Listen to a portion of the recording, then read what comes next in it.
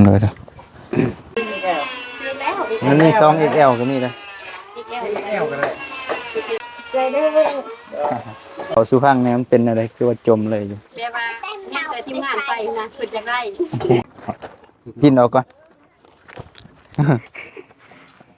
ทับแอลหัก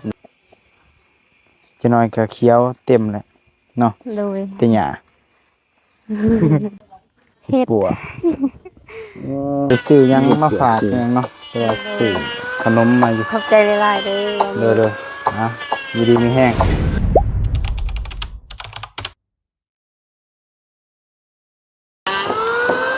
เนาะ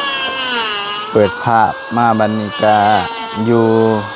เพื่อนน้องพินเนาะกันธนาพอดีเพิ่นยกออกเลยเนาะเงินเก่าตั้งแต่เพิ่นกำลังเริ่มเงินใหม่เนาะตอนนี้สร้างแดงเพิ่นกำลังดำเนินการกบใหม่กบยังกำลังบากเสา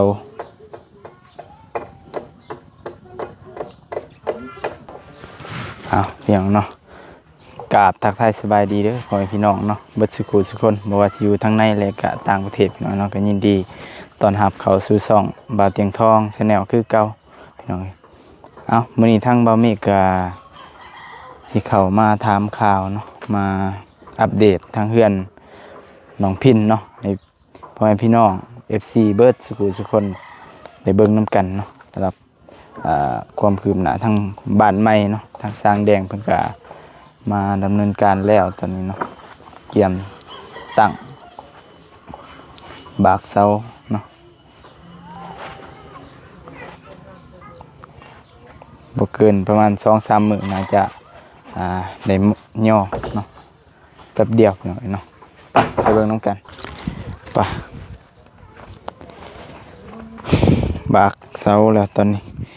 จักมื้อแล้วไอ้แดง ลังมามื้อนี้ โอ้สบายดีเด้อ โดยสบายดี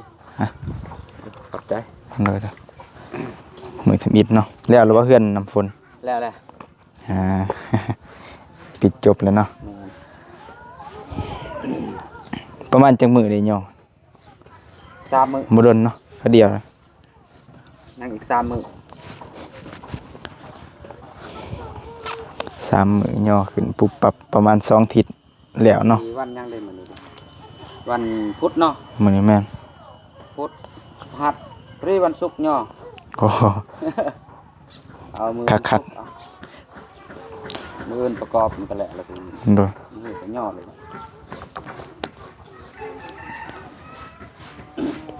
บ่ฮอด2 ทิศเนาะคือเฮือนนี่12 วัน แต่นี่ก็คือกันนั่นแหละส่งเบิ่งไปดี เด้อ เด้อครับเด้อก ำลัง ฉันยังแล้วแล้วครับ ทั้งกบทั้งบากไอ้แดงบากเนาะปุบปับใช้เวลา3 มื้อย่อขึ้นปูเขาเดียวดอกเพียงเนาะขอแต่มันมีอุปกรณ์มาครบนะแต่ว่าสิบ่แม่นทรงนี่เนาะแต่ว่าเป็นทรงกบขนาดซ้ำกันแล้วเนาะ โดย ซ้ำกันเป๊ะ สำคัญแต่ว่าต่างไปส่งซื่อ ๆโดย ๆเรามักส่งปุ๊บไปเฮ็ดส่งปุ๊บให้เรา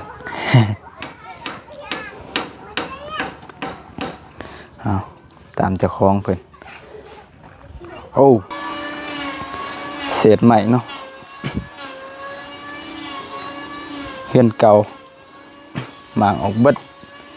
แต่บ่ฮู้ว่ามันไปนอนใส่ไปถามเบิ่งเอา สบายดีเด้อน้องพินมีไหมนะ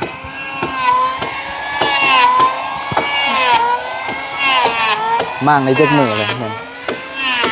มือใด โอ้ยซื่น มันเสียนบ่ เด้อ ไปนอนใส่บัดนี้ นอนเฮือนเก่าในจันทนาเลยเฮือนครัว หันบ่ โดย โอ้นอนจักคนฮะ 3 คน 3 คน เลย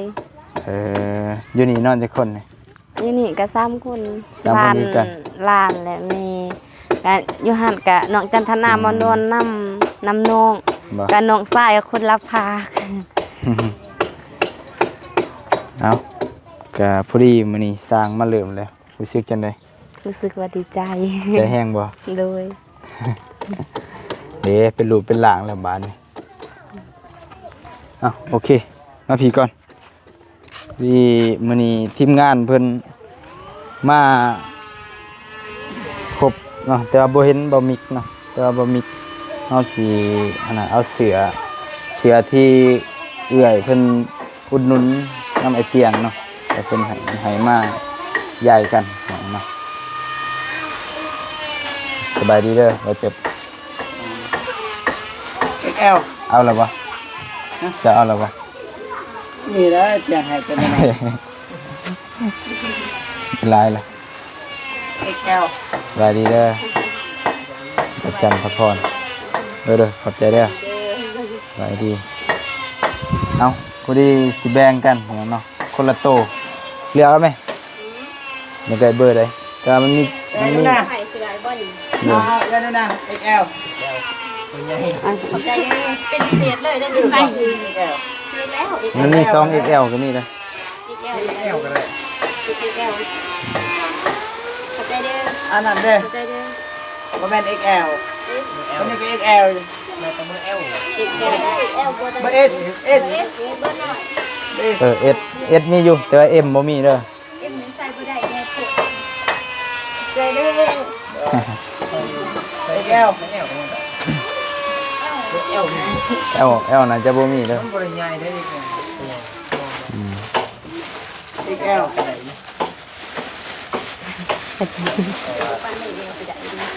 ฟันอยู่ จะได้ ฟันได้อยู่แต่ เป่าสู่ข้างเนี่ยมันเป็นอะไรคือว่าจมเลยอยู่ แม่ว่าเนี่ยแต่ทีมงานไปนะเพิ่นจะได้ โอ้โห คือว่าสิได้ในนี้นะเพิ่นสิได้ว่าคันมีเงินมื้อนึงก็สิติดต่อทางงานว่าจะได้ไหนว่าราคา เดี๋ยวขอบใจเอื่อยเพิ่นเอื่อยฮักเฮาเพิ่นสื่ออุดหนุนแล้วก็มาแจกให้ทีมงาน หลายเด้อนอนเลยเป็นเสือทางสองบ่เที่ยงมาให้ทางทีมงานใส่บุญลาไต โดย โดยใส่หลายใจหลายเด้อ บ่คิดว่าสิดีใจบัดนี้ ปิดไปเตือกไป บ่ใช่ เอาใส่เอาเบอร์ใดมีแต่ XL หั่นนะ L เป็นตัวใหญ่ไปเด้อบ่เจ็บ แต่ว่าเบาจันทพรเอาให้ตัวหนึงเนาะมัน เอ้ยต้องมีหนึ่งที่สี่ต้อง แต่เมียใส่เบอร์ใดนี่ มวยมาก XL บ่ XL คือกันบ่เอาให้เมียอีกตัวหนึงก็ได้มีแต่ S กับ XL กับ 2XL XL ขอบใจเด้อบ่เจ็บบ่เนี่ย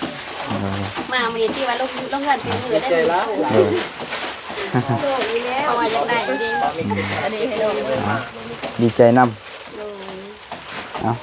สิกลับแล้วบ่บัดนี้ ดูการจะเอา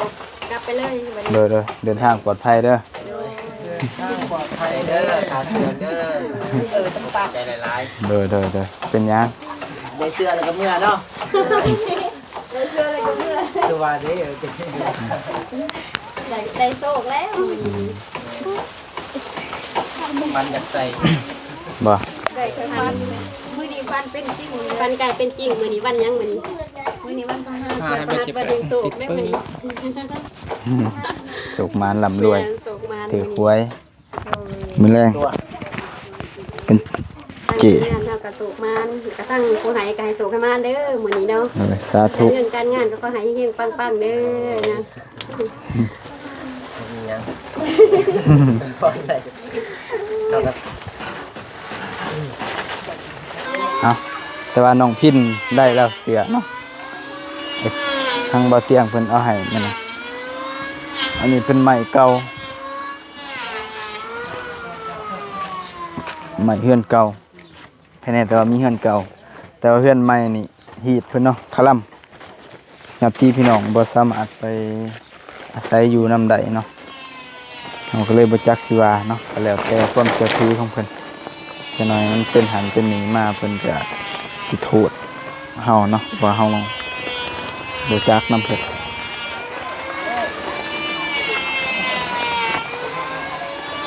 จริงก็กำลังสิได้เฮือนใหม่เนาะขนาดเดียวแล้วก็ทรงต่างแต่ว่าค่าจ้างก็ คือเก่าเก็บไปใส่ดังไฟบ่ โดย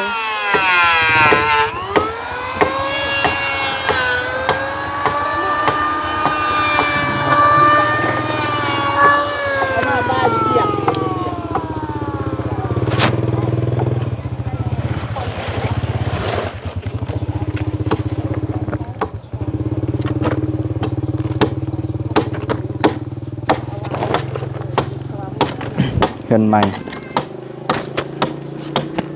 แล้วชื่อเฮ็ดเตี้ยน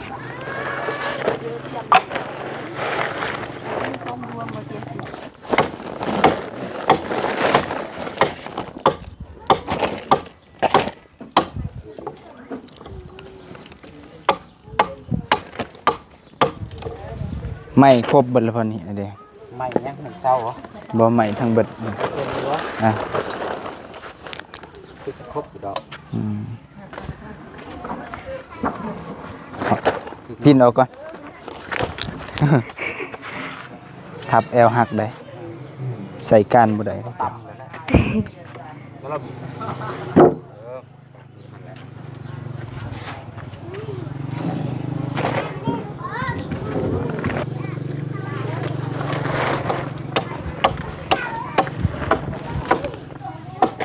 ไปอ้อยไฟบันกินแล้วบ่ข้าว กินแล้ว ได้ยังกิน กินซีนโตลุงสีเอามา ฮะ กินซีนงัว สินว่า โดย โอ้สร้างเพิ่นเอามา โดย คักแล้วเว้ยอาหารดี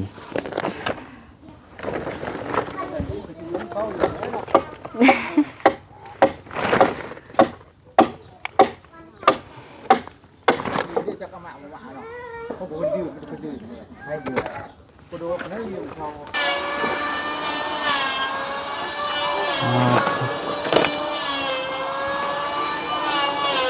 มือทำอิฐเพิ่นคุมทุกมื้อแต่แป๊บเดียวเนาะแล้วก็ได้ขึ้นบ้านใหม่น้องพินบ้านทิศปลายทิศหนึ่งกับห่างมือเนาะก็แล้วตัวจวดอยู่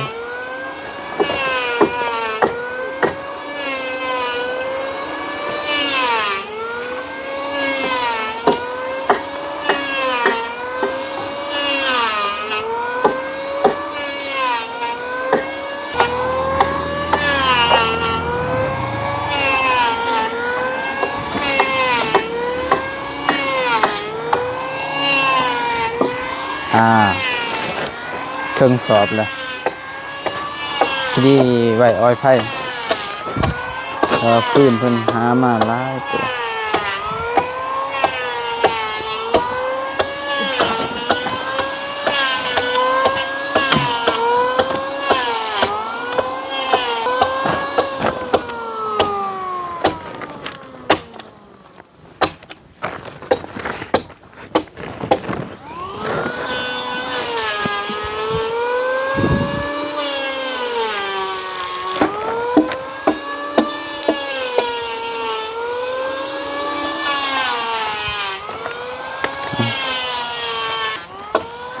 ไปใช้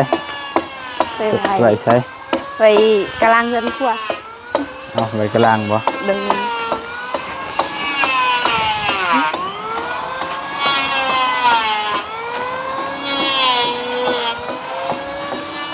ฟื้นเพิ่นก็หลายอยู่ เอ๊ะ ไทยแล้วบ่น่ะ ยัง เห็นทางเขามาเพิ่นเหลื่อมไทยเลยน่าจะอยู่ไส มือถึงฮะ มองได้ บนน้องฮีน ใช่เนาะ เอา บ่ได้อยู่ไกลนี่บ่ อยู่ใกล้แต่เฮาย่างไปกะสำไกลเลย ฮอดบ่ภาษา โบลุ่มภาษาอีก ลุมภาษาลงมาอีก เลย อ๋อ แต่อยู่ในบ่แม่นอยู่ทาง ไกลสิเฮ็ดแล้วบ่ ก็บ่จักสิเฮ็ดแหละแบบว่าเฮาอาศัยใส่รถเขาไถนาเขาก่อน ถ้าเพิ่นแล้วเบิดบ่ โดย อืม อดเอาซะ เลย ก็สิได้เฮ็ดต้นลาพุ่นแล้วซะ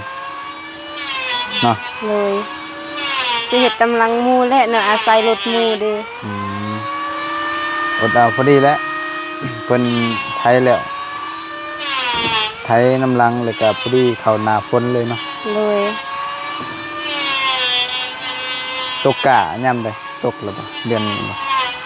เดือนเจ็ด หึ เดือนเจ็ดแบบกล้าแบบว่าสิเว้าลมแล้วหัน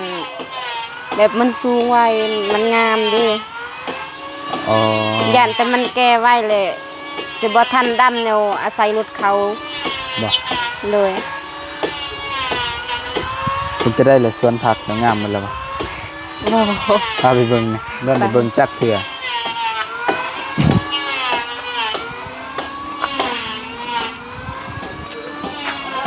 ฮัลโหลเอาเลย สิเขาบ่หรือสิเบิ่งอยู่นอกนี่ก็ได้แบบว่าสิไปกับ เขา ไม้ลาย ใช่เขาทางไหน ทางพุ่น เขาเลย ใช้ไหมลาย ก็เลยแล้วเขากองไว้ เศษใหม่บันเก่าละ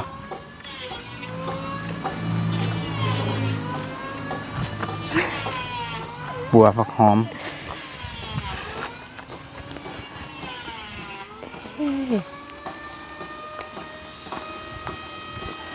เสื้อ ปลูกยังแน่ล่ะ ปลูกกระโพดมะเพ็ดกะผักไอ้คูบัวไอ้ซะกับผักบง อันใดก็ ผักไอ้คูผักบัว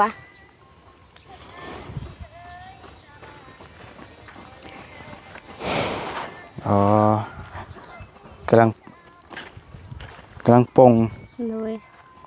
อันนี้พระอีคุบ่ โดยแต่มันบ่ ผัก งาม บัว โดยมันเปื่อยอยู่ใน มะพริกข้าวโพดหมากยังเกลือยัง ก็ได้ เนี่ย มักอำได้สั่งแหละมักลืมไปเลย โอ้โห มักน้ำได้สั่งกกมักน้ เครื่องน้ ำเลย ำมักเล่น เลยมักเลี้ยน มักเล่นหรือว่ามะเขือเทศ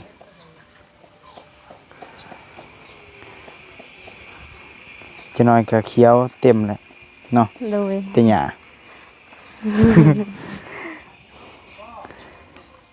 ก็ได้กินนั่นแหละ เลย ไก่บ่ได้เข้าเลยที่บัดนี้ โบ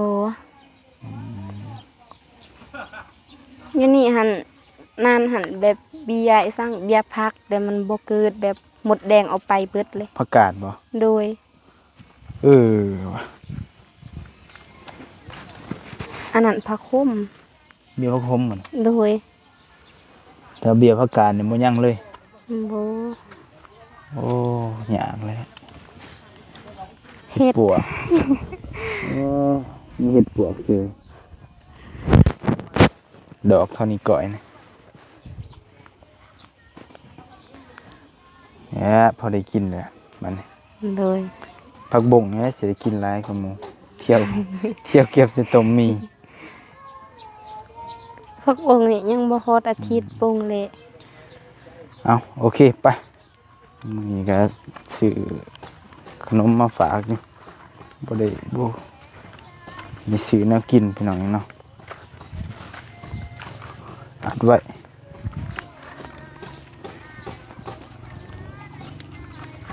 เอาโอเคเราบ่ได้ซื้อหยังมาฝากหยังเนาะแต่ว่าซื้อขนมมาอยู่ ขอบใจหลายๆเด้อ เด้อๆนะอยู่ดีมีแห้ง โดยคือกันเด้อ ดีใจนำบัดนี้เนาะสิได้เฮือนใหม่ล่ะ โดย ประมาณ2 อาทิตย์สิได้ขึ้นเฮือนใหม่ว่าไอ้นุ่งแจ้งว่าเงินพ่อแล้วบ่ เงินค่าสร้างพอ โอ้บัดซื้อแป้นแอมสังกะสีเด้ บ่มี บ่มีครับ โดย เป็นขาดงบในส่วนนั้นแล้วพี่น้องเนาะตอนนี้ก็ย่อปูก่อนเนาะแต่ว่าหลังคาเพิ่นได้เอาโอเคทางอ้ายก็สิขอตัวไปเหยียบต่อก่อนเด้อบัดนี้ สบายดีเด้อ สู้ เด้อ ๆเอาโอเคพี่น้องเนาะก็มื้อนี้ก็อัปเดตเทื่อนน้องพินเนาะให้สุพี่สุน้องให้เบิ่งเนาะแต่ว่าถามน้องเพิ่นว่าก็งบก็ยังขาดอยู่พี่น้องเนาะในส่วนของแผ่นผ้าหรือว่าหลังคาเนาะแต่ว่างบอันค่าสร้างน่ะมีแล้วเนาะตามที่ถามน้องเพิ่นแต่ว่าเพิ่นได้ถามทางบ่าวอนุ่งเนาะว่าเพิ่นมีแล้วบ่ก็ประมาณนั้นพี่น้องเนาะจะได้ก็ขอบคุณขอบใจขอบคุณหลายๆเด้อพ่อแม่พี่น้องเนาะ FC เบิดสกูทุกคนเนาะที่เข้ามาติดตามแล้วก็เป็นกำลังใจให้ทางบ่าวเมฆมาโดยตลอดเนาะให้คอยเพิ่นอยู่ดีมีแรงเนาะขอมีแต่ความสุขสุขกายสุขใจอยู่เย็นเป็นสุขโศกมานร่ำรวยเบิดสุขทุกคนเด้อพอกันใหม่คลิปหน้าพี่น้องเนาะสำหรับคลิปนี้สบายดีเด้อ